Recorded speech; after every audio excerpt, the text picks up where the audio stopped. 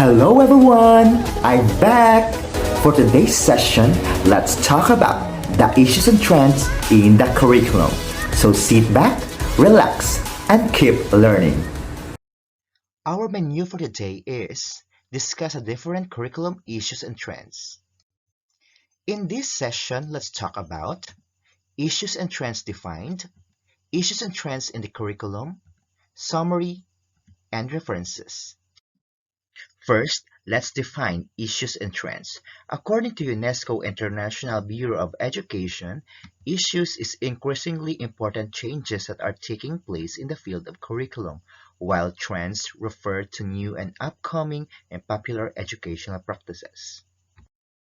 In this topic, we will indulge ourselves in different issues and trends in curriculum. We have academic areas initiatives, alternative schooling arrangement, bilingual bicultural education, censorship, gender, health, multiculturalism and diversity, privatization, provision of exceptionalities, religion in schools, and scheduling standards. First, we have academic areas initiatives. These are programs and initiatives designed to improve academic quality or cultural relevance and responsiveness that may include behavioral or social or emotional programs. What are examples of academic initiatives? We have targeted academic initiatives, example, STEM, technical vocational education, and alternative learning system.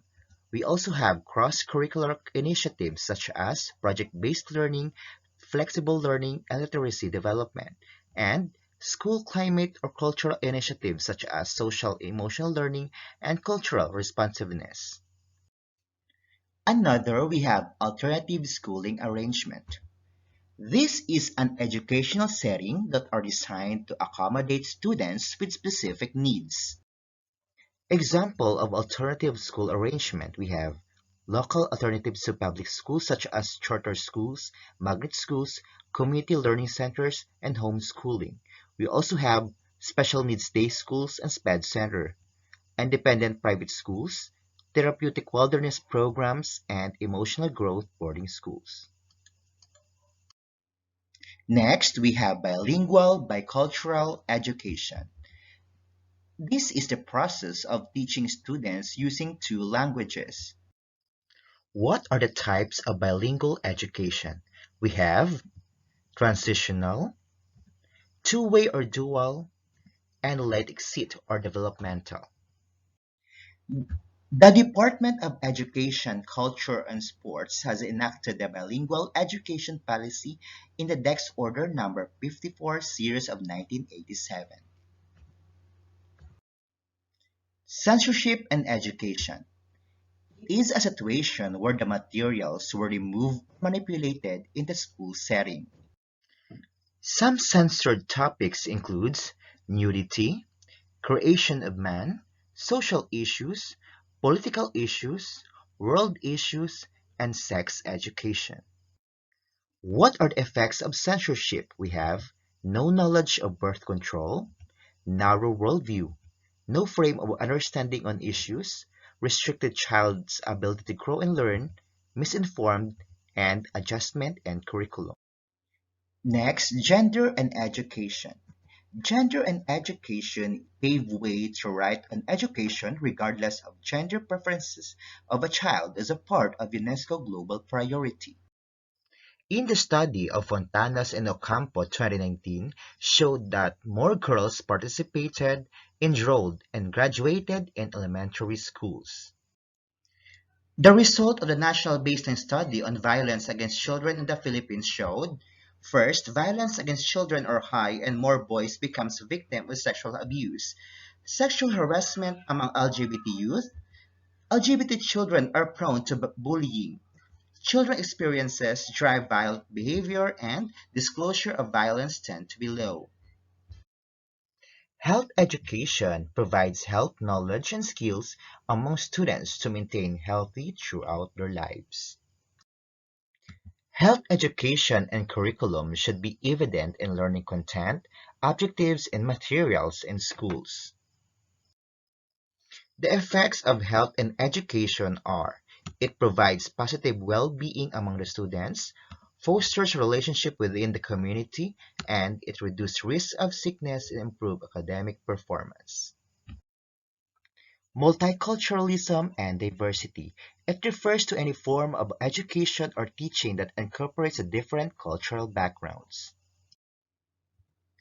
Teachers may modify or incorporate lessons to reflect the cultural diversity of the students in a particular class. How multiculturalism in education be achieved? First, educational equity, modification of curriculum, educational approaches, use of appropriate materials, and integration of culture. Now, let's talk about privatization in education.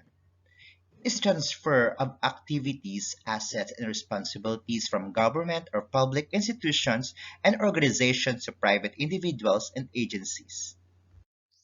How privatization in education happens. 1. Students enroll at private schools because government no longer provides schooling, and higher education is privately funded for the government is no longer funding education through taxpayers' money or loans. What are the advantages of privatization of education? We have accessible education, improved infrastructure, advanced teaching, freedom to choose institution, and extracurricular activities. How about disadvantages?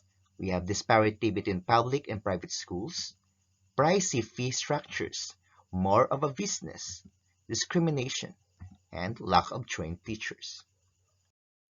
Now, let's talk about provision of exceptionalities. Exceptionalities in K-12 schooling refers to both disabilities and giftedness. This includes different impairments and disabilities. A student's special education services and supports include services, accommodations, and modifications as outlined in Individualized Education Plan. DepEd Order Number 44, Series of 2021 provides policy guidelines on how learners with disabilities be catered in regular classroom. This is an example of Individualized Education Plan or IEP as stipulated on Department Order Number 44, Series of 2021. Next, we have religion and education.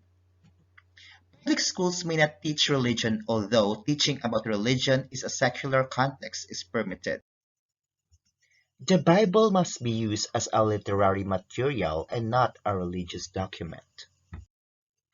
Teaching about religion should be part of curriculum content and basis of learning. And religion must be neutral and objective in public schools. And lastly, let's talk about scheduling standards. A good curriculum and activities should fit within a schedule, which provides an overall structure for the program. The schedule reflects your program philosophy, takes into account the needs and interests of students, and provides security of predictable routine of children and teachers. Here are the guidelines for program scheduling. Alternating active and quiet times, balancing child-initiated and teacher-initiated activities, activity level of the children, group size, arrival and departure of children, and seasonal considerations. To sum it up, the curriculum trends and issues are the factors that affects curriculum and have impact on the development programs and policies in education in the future. And here are the references that I use in my topic, curriculum issues and trends. Thank you so much and have a good day ahead.